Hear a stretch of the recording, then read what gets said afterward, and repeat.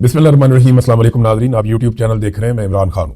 नाज़रीन, वैसे तो पाकिस्तान और अमेरिका में ज़मीन आसमान का फ़र्क है, लेकिन इस वक्त दोनों एक ही तरह के गिरदाब में फंसे हुए दिखाई दे रहे हैं। अमेरिका की तरह सिचुएशन डिफरेंट है, पाकिस्तान की अलग है। तो पहले पाकिस्तान का हम जिक्र करेंगे, लेकिन शहबाज शरीफ और फील्ड मार्शल दोनों का अगर आप तर्ज अमल देखें ना, तो दोनों ममालिक में ताल्लुकात आका और गुलाम वाले हैं। अमेरिका और पाकिस्तान में इस वक्त जो ताल्लुकात हैं वो आका वाले और गुलाम वाले हैं। और गुलामी से मुझे एक बड़ा जबरदस्त अभी एक फलस्तीनी सहाफी ने एक स्टेटमेंट दिया, मोतसम उनका नाम है। उन्होंने इमरान खान के बारे में एक बड़ी जबरदस्त बात की। उन्होंने कहा जी, इमरान खान ने यूरोप से कहा था कि हम आपके गुलाम नहीं हैं, और आज यूरोप अमेरिका से कह रहा है कि हम आपके गुलाम नहीं हैं। और एक्चुअली सिचुएशन तो यही है। पहले पाकिस्तान में आ जाए, सुहेल अफरीदी ने हुकूमत को गिच्ची से पकड़ लिया, यानी काबू कर लिया। हुकूमत ने हाफ वॉली दे दी, बहुत ही लूज बॉल किया हुकूमत ने सुहेल अफरीदी के सामने, और हुकूमत फंस गई। हुआ यह है, गुज़िश्ता काफी दिनों से हुकूमत बड़े बबांगे दोल, बड़ा चिल्ला के, चीख के, इतरा के, तकब्बुर से हुकूमत और DGISPR और ये कह रहे थे हम तो ऑपरेशन कर रहे हैं, हमें कोई रोक नहीं सकता, हम तो लगातार ऑपरेशन करेंगे। वादी तीरा के मामले के ऊपर कोई जबान ही खोलने के लिए तैयार नहीं था। वहां गुज़िश्ता लगभग 2 हफ्ते होने वाले हैं, एक हिजरत चल रही है, वादी तीरा से लोग बाहर निकल रहे हैं, बहुत परेशानी में है, लेकिन किसी ने एक लफ्ज नहीं बोला। लेकिन जैसे ही इनकी उम्मीदों के ऊपर पानी फेरा, साथ ही उन्होंने कह दिया जी कि हमने तो कहा ही नहीं वादी तीरा से किसी को निकलने का। तो कुछ चीजें जो है वो सुहेल अफरीदी ने बड़ी क्लियर कर दी। नंबर 1, सुहेल अफरीदी ने यह कहा कि आज के बाद जो भी बात होगी ना, वो तहरीरी तौर पर ही होगी। फिर यह नहीं होगा जैसे आपने पहले किया कि जरगा बना लिया, जरगा बना के आपने वहां से फैसला ले लिया। और वो भी मैं आपको बता देता हूं, 24 बंदे थे जरगे में, 8 कौमों से इनका ताल्लुक था, और ये जो 24 लोग थे जरगे में, ये दस्तखत भी नहीं कर रहे थे। इनमें से कुछ लोगों के दस्तखत जबरदस्ती करवाए गए हैं तीरा को खाली करने के हवाले से, और इन पे दबाव डाला गया है। और सुहेल अफरीदी ने बताया कि दबाव किसने डाला? IGFC ने और कोर कमांडर पेशावर ने, इन्होंने दबाव डाला, और दबाव डाल के लोगों से दस्तखत लिए गए जबरदस्ती, और फिर वादी तीरा को खाली करवाने का आगाज हुआ। एक चीज तो मैं आपको वैसे कंफर्म कर दूं कि वादी तीरा के कुछ इलाकों से लोग नीचे उतर आते हैं।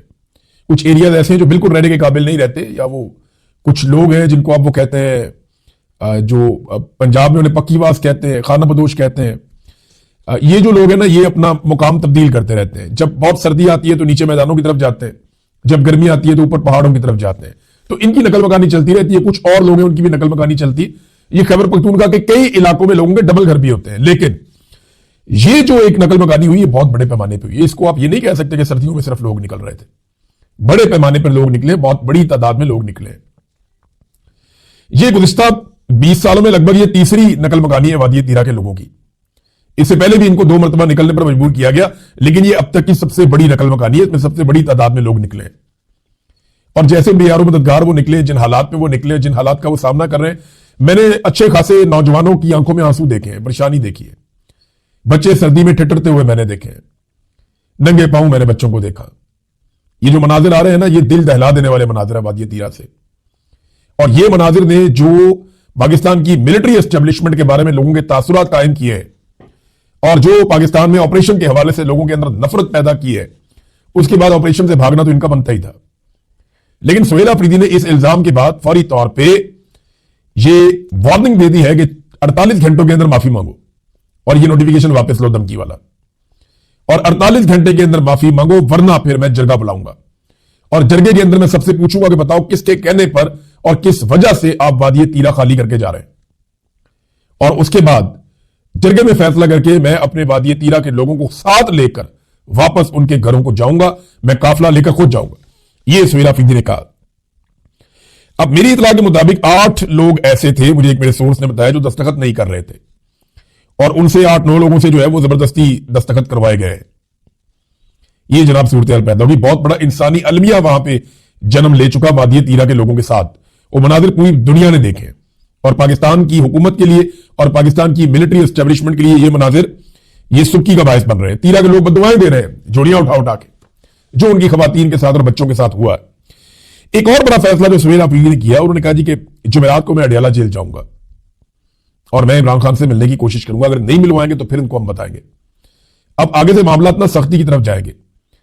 10 चक्कर लगाए सुहेल अफरीदी ने, अडियाला जेल की मुलाकात नहीं करवाई, लेकिन 10वें चक्कर के बाद सुहेल अफरीदी ने पाकिस्तान का एक चक्कर लगाया, और अब वो डिफरेंट आदमी है। इस दफा जो सुहेल अफरीदी आ रहा है जुमेरात वाले दिन अडियाला जेल में, ये वो वाला नहीं है। अब इसकी जो आवाम के अंदर मकबूलियत है उसका लेवल कुछ और है। सुहेल अफरीदी ने बड़ी कामयाबी से लोगों के अंदर एक मोमेंटम पैदा कर दिया, एक तहरीक पैदा कर दी है, और ये उसकी एक बहुत बड़ी कामयाबी है। उसका क्रेडिट सुहेल अफरीदी को मिलना चाहिए। वो कि इसको ग्राउंड पे चैनलाइज कैसे किया जाएगा या ग्राउंड के ऊपर इसको ऑर्गेनाइज कैसे किया जाएगा, इस हवाले से अभी तक पाकिस्तान तहरीक इंसाफ के सोर्सेज से मुझे कोई खबर मिली नहीं कि ये जो पूरा पाकिस्तान बंद करने का प्लान है इसको अमली जामा कैसा पहनाना है। हाँ, मकबूलियत तो बहुत है, बहुत ज्यादा लोग इनके साथ खड़े हैं, लेकिन उन लोगों को मुतहर्रिक कैसे करना है।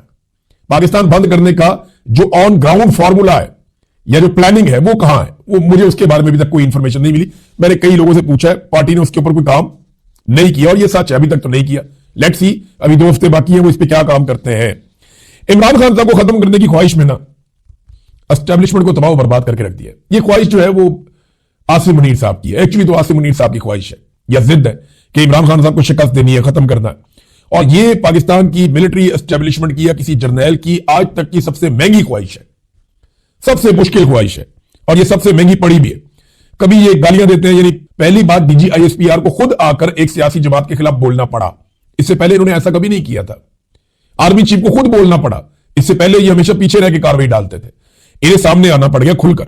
कभी साजिशें करते हैं, कभी नाअहलियां करते हैं, कभी अदालती फैसले, कभी तरमीमें करते हैं, कभी सजाएं देते हैं, कभी तशद्दुद करते हैं, कभी हार्ड स्टेट की सख्तियां, सब कुछ करके इन्होंने देख लिया। हजारों क्रैकडाउन इन्होंने पाकिस्तान के ऊपर किए हैं, पाकिस्तानियों के ऊपर किए हैं। लाखों छोटी बड़ी कार्रवाइयां इन्होंने की, हजारों गिरफ्तारियां की हैं, मार कुटाई की है, ताकि नौजवानों से उनके वोट का हक तक ये छीनने की कोशिश कर रहे हैं। लेकिन मैं एक चैलेंज करता हूं, किसको करें? आसिम मुनीर साहब को मैं चैलेंज करता हूं, एक और सादा सादा चैलेंज है आसिम मुनीर साहब को। आज तक आपने इमरान खान के साथ ना कोई भी फेयर गेम नहीं किया। इमरान खान के सामने आसिम मुनीर साहब जब भी आप मुकाबले में आए ना, आपने धोखा दिया, फेयर गेम नहीं किया इमरान खान के साथ। उसे पहले धोखे से निकाला, उस पर जाली मुकदमात बनाए, उसे दबाने के लिए उसकी पार्टी और खानदान को तकालीफ दी, उसकी बीवी और बहनों तक को नहीं बख्शा, उसका पूरा का पूरा इलेक्शन चोरी कर लिया, उसकी मखसूस नशिस्तें भी छीन ली, हर तरह की धांधली और बेईमानी करके देखी है इमरान खान के खिलाफ। अगर ये गेम फेयर हो ना, तो मैं एक दिन की बात कर रहा हूं, ज्यादा नहीं कर रहा। एक दिन आप इमरान खान के साथ फेयर गेम खेलें, इमरान खान आपको और आपके सारे हमायतियों को एक साथ शिकस्त दे देगा शाम होने से पहले पहले। एक दिन उसके साथ फेयर मैच खेलकर देख लें, उसके हाथ मुंह बांध के, उसे जेल के अंदर बंद करके, जाली मुकदमात बना के, अदालत को, मीडिया को, हर चीज को यरगमाल बना के पूरा काबू करके उससे लड़े भी तो क्या लड़े। वो पॉलिटिकल आदमी है। जो आपने उसके साथ किया ये फेयर गेम नहीं थी। उसके साथ एक दिन की फेयर गेम खेले, मैं चैलेंज करता हूं वो सुबह से शाम नहीं होने देगा, और वो शिकस्त आप सबके माथे पे लिख देगा। उसने जेल से बैठ के पाकिस्तान की एस्टेब्लिशमेंट के माथे पे इस तरह की शिकस्त लिखी 8 फरवरी 2024 को कि वो कभी नहीं मिटेगी। अब वो पाकिस्तान की तारीख का हिस्सा बन गई है। लेकिन एक चैलेंज और है, आप इस जुल्म को, जबर को, फस्तायत को जो आप कर रहे हैं इसको डबल कर दें, 4 गुना कर लें। आप फिर भी इमरान खान को तोड़ नहीं सकेंगे, आप इमरान खान को हरा नहीं सकेंगे। आप आज तक बारंग बलोच को नहीं तोड़ सके, आप सनम जावेद को नहीं तोड़ सके, आप 70 साल यास्मीन राशिद को नहीं तोड़ सके, आप फलक जावेद को नहीं तोड़ सके, आप ईमान मजारी को नहीं तोड़ सके, आप इमरान खान की अहलिया बुशरा बीबी को नहीं तोड़ सके, आप औरतों को नहीं तोड़ सके, बच्चों को नहीं तोड़ सके। आप इमरान खान को तोड़ेंगे, सवाल ही पैदा नहीं होता, वो आपसे नहीं टूटेगा। डबल, 4 गुना, 6 गुना जुल्म करके देखो, नहीं टूटेगा। हो ही नहीं सकता कि वो आपसे टूट जाए।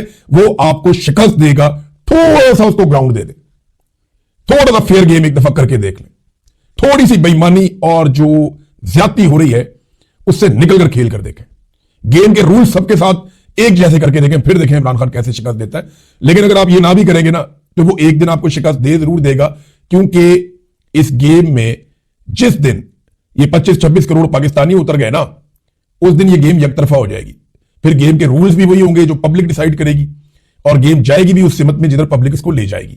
और एक चीज मैं और कहना चाहता हूं कि आप धंसते जा रहे हैं, यानी जो कुछ भी पाकिस्तान कर रहा है ना बोर्ड ऑफ पीस में, और अभी तो इस्तेकाम फोर्स के अंदर भी जाना है, फौज को बुलावा आएगा, डोनाल्ड ट्रंप बुलाएगा, फिर आपको जाना पड़ेगा। हमने पहले कहा था कि आप इसका हिस्सा बनेंगे, सारे लोग कह रहे थे पाकिस्तान, नहीं जी नहीं, कहां बनेंगे, बन गए ना हिस्सा। हम बता रहे हैं कि पाकिस्तान की फौज को भी अगर डोनाल्ड ट्रंप बुलाया तो जाना पड़ेगा। बहुत मुश्किल है कि आप ना जाएं। खान से बचने के लिए हर दरवाजे पे दस्तक दी इन लोगों ने, और अब जिन दरवाजों में दस्तक दी है ना, उन्हें ना कहने की इनके पास गुंजाइश नहीं है। नादरीन, बोर्ड ऑफ पीस के हवाले से जो यूरोपीय ममालिक का मौक़िफ़ है ना, वो फलस्तीनियों के हक में है। यही वो कहते हैं कि फलस्तीनी अपने मुस्तकबिल का फैसला करेंगे। लेकिन पाकिस्तान ने यह नहीं कहा। है ना अजीब बात। यानी यूरोपीय ममालिक Spain, Italy, France, Germany, Poland, Norway, Denmark, ये सारे ममालिक क्या कह रहे हैं? बरतानिया, ये सारे ममालिक क्या कह रहे हैं? कनाडा, ये क्या कह रहे हैं? ये कह रहे हैं कि ये हक फलस्तीनियों का है कि वो अपने मुस्तकबिल का फैसला करें। लेकिन पाकिस्तान ये नहीं कह रहा। वो सारे यूरोपीय ममालिक जो अमेरिका के इत्तेहादी थे वो ये कह रहे हैं, पाकिस्तान नहीं कह रहा।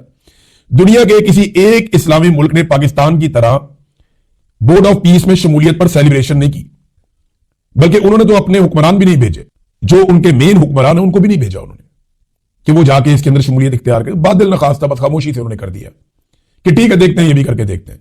पाकिस्तान ने तो इसको ऐसे सेलिब्रेट किया जैसे पता नहीं इन्होंने फलस्तीन की रियासत कायम कर दी है, या कश्मीर को आजाद करवा दिया है, या भारत से अपना पानी छुड़वा लिया है। ये तो सेलिब्रेशन के बोर्ड में चले गए थे, कह कहे खुशियां, इंजॉयमेंट, इनके चेहरों की तमतमाहट कंट्रोल नहीं हो रही थी उस वक्त। तो पाकिस्तान वाहिद मुल्क है जिसने इसको सेलिब्रेट किया है। अब डोनाल्ड ट्रंप जो है, अच्छी बात यह है कि वो एक बहुत सीधा और स्ट्रेट फॉरवर्ड आदमी है। डोनाल्ड ट्रंप ने जो करना है वो कहता है। डोनाल्ड ट्रंप ने कहा मैं इसराइल की मदद करूंगा, वो डंके की चोट पे करता है। डोनाल्ड ट्रंप ये कहता है कि मैं इसराइल को बचाऊंगा, इसराइल का सबसे बेहतरीन साथी हूं, वो उसको साबित करता है। वो जबरदस्त तरीके से चलता है, झूठ नहीं बोलता। तो डोनाल्ड ट्रंप जो है, जो मालिक है इस सारे बोर्ड का, जिसके बाद अकेले के बाद इख्तियार है कि वो हां कहे तो हां, ना कहे तो ना। अब वो डोनाल्ड ट्रंप जो है वो ये कहता है कि मैंने बोर्ड बनाया ताकि हमास को गैर मुसल्लह करूं या उसका सफाया करूं, जबकि हमारे पाकिस्तानी यानी वो हमें धोखा दे रहे हैं। यानी पाकिस्तानी रजीम हमें धोखा देता है कि नहीं हम ये नहीं होने देंगे। भाई कैसे नहीं होने देंगे? लोग बेवकूफ थोड़ी है। वीटो की पावर डोनाल्ड ट्रंप के पास है, वो फैसला करेंगे कि हमास को गैर मुसल्लह करना है या सफाया करना है या क्या करना है। आप तो ये फैसला कर ही नहीं सकते, आपका तो ये इख्तियार ही नहीं है। वो कह रहे हैं जी हम नहीं होने देंगे। कैसे नहीं होने देंगे? आप तो सिर्फ दुआ करेंगे वो आपको इस्तेमाल कम से कम करे इस काम के लिए। वो तो कह रहे हैं मैं ये करूंगा। अच्छा नाज़रीन, डोनाल्ड ट्रंप ने ये जो भी फैसला किया, जिस तरीके भी चीजें की हैं, अमेरिका ने कभी भी अपने आप को इतने सारे महाजों के ऊपर एक वक्त में एंगेज नहीं किया जितनी सारी जगहों पे डोनाल्ड ट्रंप ने अमेरिका को एंगेज कर दिया है। अब ये बड़े मजबूत आसाब चाहिए किसी आदमी को इतना सारा कुछ करने के लिए। लेकिन अगर आप देखें तो 7-8 चीजें मैं आपके सामने रख देता हूं। ईरान के साथ लड़ाई उनकी बहुत करीब है, इनका बहरी बेड़ा पहुंच चुका है और बहरा अरब के नजदीक वो वहां से ईरान पे अटैक कर सकते हैं। अमेरिका ने लगातार अपने हथियार पहुंचाए हैं मशरिक वस्ता में, जहां वो ईरान के साथ मुकाबला करना चाहेगा। इसराइल ने अपनी तैयारियां कर ली हैं और इसराइल ने जो एविएशन हैं उनको मुख्तलिफ ममालिक के जो कमर्शियल फ्लाइट्स जाती हैं वहां पे भी उन्होंने अपना अलर्ट जारी कर दिया है इसराइल ने कि यहां पे सिचुएशन कुछ भी हो सकती है, लिहाजा इसके ऊपर सबको विजिलेंट रहना है। और अमेरिका ने अपने हथियार भी पहुंचा दिए हैं। फिर तीसरा यह है कि यूरोप अमेरिका से ऐसे वक्त में नाराज है। वो ग्रीनलैंड का मामला हो या बोर्ड ऑफ पीस का मामला हो, इसमें वो शमूलियत नहीं कर रहा। तो ये भी सेम टाइम में अमेरिका के साथ हो रहा है। नंबर 4, जो तजारती डील यूरोपीय यूनियन के साथ अमेरिका की थी वो भी खराब हो रही है और ये भी सेम टाइम में हो रहा है। नंबर 5, जो हमसाया ममालिक है अमेरिका के, वो भी वेनेजुएला के अंदर जो अमेरिका ने कामयाब ऑपरेशन ने किया उसकी वजह से वहां पे भी एक तनाव है, एक अजीबोगरीब कैफियत वहां पे भी है। कनाडा और अमेरिका में हमने इतने बुरे ताल्लुकात कभी नहीं देखे जो इस वक्त है। चीन खामोशी से अपने तजारती ताल्लुकात बढ़ाकर मजीद मंडियों में अपनी तरसील बढ़ाने की कोशिश कर रहा है कि हमारा माल आलमी मंडियों में ज्यादा जाए। चाइना इस मौके से फायदा उठाएगा, वो अपने आप को मुस्तकबिल की सुपर पावर समझता है।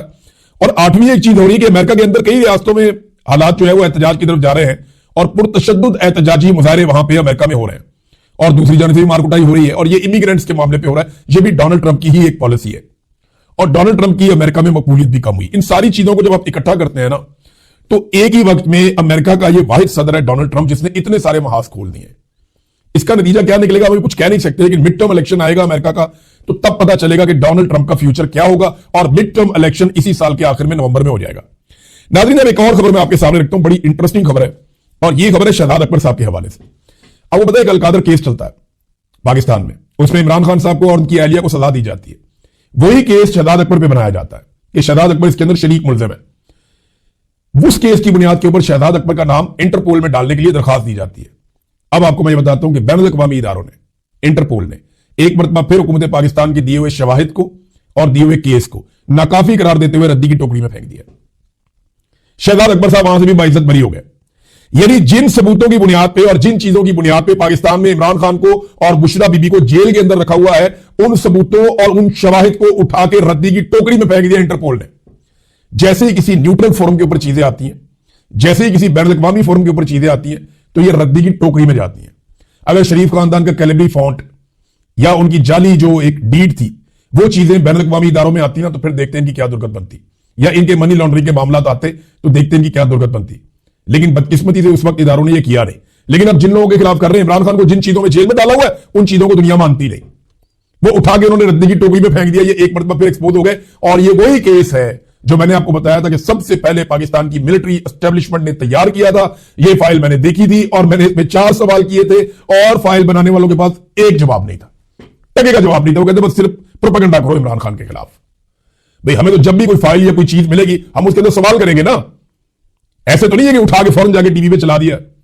आप पढ़ते हैं, पढ़ने के बाद आप सवाल करते हैं, ये बताओ क्या है, ये क्या है, ये क्या है, इसका जवाब, उसका जवाब, फिर जिसके बारे में होती है आप उसको सवालनामा भेजते हैं, उसके बाद आप काम करते हैं उसके ऊपर। ये फाइल बनाने वालों के पास जवाब नहीं था, कुछ नहीं, बस इमरान खान को पे चुप करके। तो ऐसा तो नहीं होता, इस तरह रद्दी की टोकरी में जाता है। मैंने उस दिन इनको कहा था कि इस केस में कुछ नहीं है, ये रद्दी की टोकरी में जाएगा। और आज एक मरतबा फिर वो केस रद्दी की टोकरी में गया, जो मैंने कहा वो सच साबित हो गया। अब तक के लिए इतने, अपना ख्याल रखिएगा, अपने चैनल का भी। अल्लाह हाफ़िज़।